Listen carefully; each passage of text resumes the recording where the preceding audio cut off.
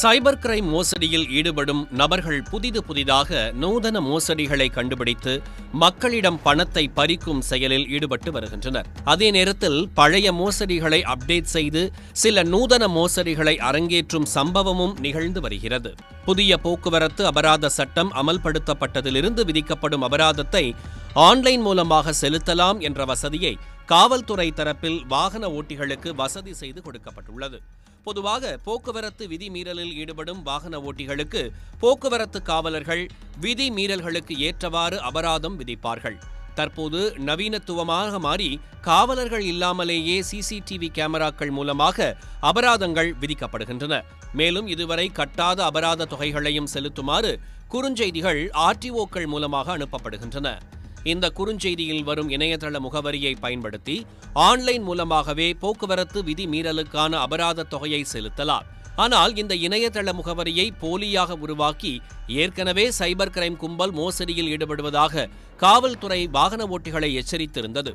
தற்போது இந்த வகை மோசடியை அப்டேட் செய்து புதுவிதமான முறையில் வாகன ஓட்டிகளிடமிருந்து பணத்தை மோசடி செய்ய ஆரம்பித்திருக்கிறார்கள். குறுஞ்செய்தியில் போக்குவரத்து விதிமீறலில் ஈடுபட்டதாகவும் அதற்கான சலான் போடப்பட்டதாகவும் கூறி சலான் எண்ணை மட்டும் பதிவு செய்து அபராத பணத்தை செலுத்துமாறு அனுப்பப்பட்டிருக்கும். சந்தேகம் வராதபடி ஆர்டிஓவில் இருந்து மேலும் பணத்தை செலுத்துவதற்காக அந்த குறுஞ்செய்தியில் இடம்பெற்றிருக்கும் wahanpativahan.apk என்ற லிங்குகள் மூலமாக செயலிகளை பதிவிறக்கம் செய்து அபராதத்தை செலுத்தலாம் என கூறி தற்போது புதுவிதமாக மோசடியில் ஈடுபடுகிறார்கள். பொதுவாக போக்குவரத்து காவல்துறையினர் ஆர்டிஓ மூலம் அனுப்பப்படும் இ-சலான்களில் echallan.parivahan.gov.in என்ற அதிகாரப்பூர்வ இணையதள முகவரியே இடம்பெற்றிருக்கும். ஆனால் அங்கீகரிக்கப்படாத செயலிகள் பதிவிறக்க லிங்குகளை இணைத்து காவல்துறை அனுப்புவது போல போலியாக குறுஞ்செய்திகளை வாகன ஓட்டிகளுக்கு அனுப்பி மோசடி கும்பல் பணம் கொள்ளையடிக்கின்றனர். இந்த குறுஞ்செய்தியில் வரும் லிங்கை கிளிக் செய்து செயலியை பதிவிறக்கம் செய்தவுடன் மொபைல் போனை கட்டுப்பாட்டில் எடுத்து விடுகிறார்கள். அதன் பின் செயலியில் உள்ளது போன்று வாகன ஓட்டிகள் தங்களது முழு தகவல்களையும் அபராதம் செலுத்த வங்கிக் கணக்குகள் பற்றிய தகவல்களையும் பதிவு செய்து நிலுவையில் இருக்கும் அபராத தொகையை செலுத்துகின்றனர். ஆனால் அபராத தொகை செலுத்துவதற்கான பண பரிவர்த்தனை தோல்வியடைந்து விட்டதாக வாகன ஓட்டிகளுக்கு காண்பிக்கும் வகையில் செயலிகளை வடிவமைத்திருக்கிறார்கள். சிறிது நாட்களுக்கு பிறகு மொபைலில் உள்ள தனிப்பட்ட தகவல்கள் மற்றும் வங்கித் தகவல்களை திருடி பணத்தை கொள்ளையடிக்க ஆரம்பித்து விடுகின்றனர். இந்த வகை புகார்கள் போக்குவரத்து காவல்துறையில் குவிய ஆரம்பித்தன. மும்பையைச் சேர்ந்த தொழிலதிபர் இதுபோன்ற குறுஞ்செய்தியில் அங்கீகரிக்கப்படாத வகையில் செயலிகளை பதிவிறக்கம் செய்து போக்குவரத்து அபராதத்தை செலுத்த முயற்சித்தார். ஆனால் ஒரு வாரம் கழித்து அவரது வங்கிக் கணக்கிலிருந்து 31 முறை மோசடி செய்து கிரெடிட் கார்டுகள் மூலமாக 3 லட்சம் ரூபாய் பணத்தை சைபர் கிரைம் கும்பல் கொள்ளையடித்தது.